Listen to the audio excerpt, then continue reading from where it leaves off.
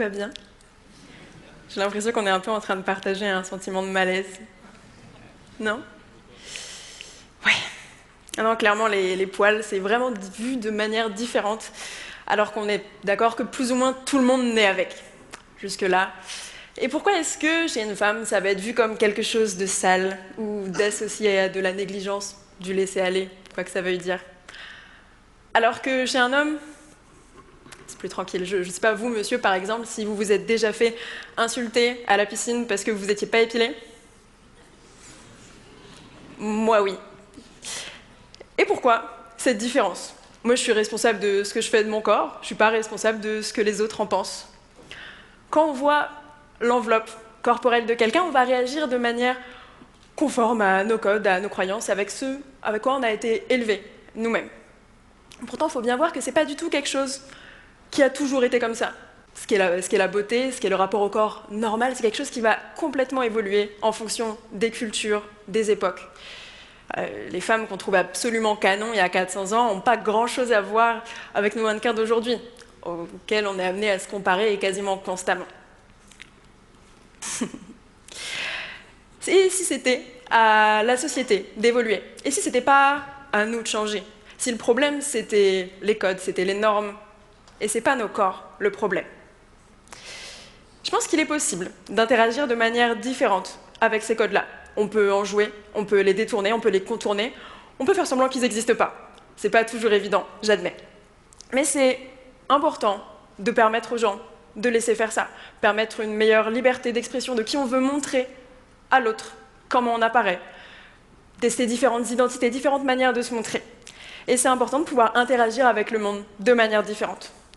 Moi, j'ai décidé de ne pas attendre qu'on me donne l'autorisation d'être extraordinaire.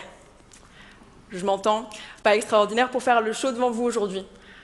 Être extraordinaire parce que on m'a plus laissé le choix. Parce que des fois, vivre avec les codes, vivre avec des normes qu'on n'a pas choisies et qui ne nous correspondent pas du tout, ça peut être extrêmement douloureux. Et ça vient de la survie, en général, d'aller à son encontre. Parce que s'affranchir des codes, c'est pas quelque chose de facile à vivre au quotidien. C'est se mettre face à de l'agressivité, à de l'incompréhension, à de la violence parfois. Mais pourquoi est-ce que notre apparence serait à ce point-là un problème aux yeux d'autrui? Pourquoi est-ce que, selon si on apparaît devant vous comme une femme, comme un homme, on aura des attentes absolument différentes? Je pense qu'il est temps de se libérer du système de pensée binaire pour le corps. Le corps qui va être bien, qui va être mauvais, qui va être moche, qui va être beau, ce qui va apparaître comme féminin ou masculin. En tout cas, j'ai décidé de plus vraiment me sentir concernée. Du coup, ça fait des exemples un peu absurdes des fois, où si je porte une grande chemise, pas de maquillage, et pendant longtemps j'ai eu les cheveux très très courts, chez le coiffeur, j'avais une chance sur deux, si j'étais en short, de payer le tarif homme. Tellement c'est compliqué pour beaucoup de concevoir qu'on peut être une femme et avoir des poils. Dans le métro, pareil, avec les cheveux très courts, pas de maquillage.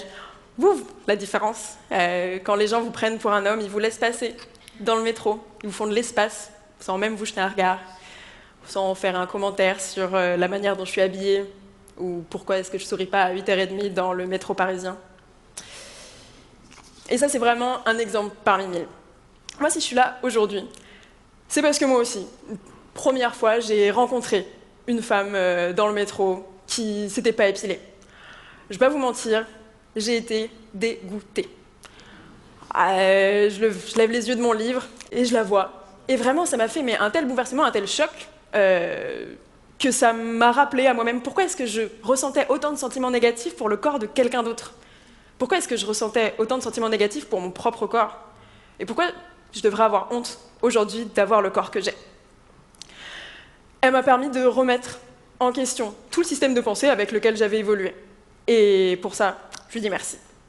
Je pense qu'on peut tous se donner l'autorisation d'être qui on veut être.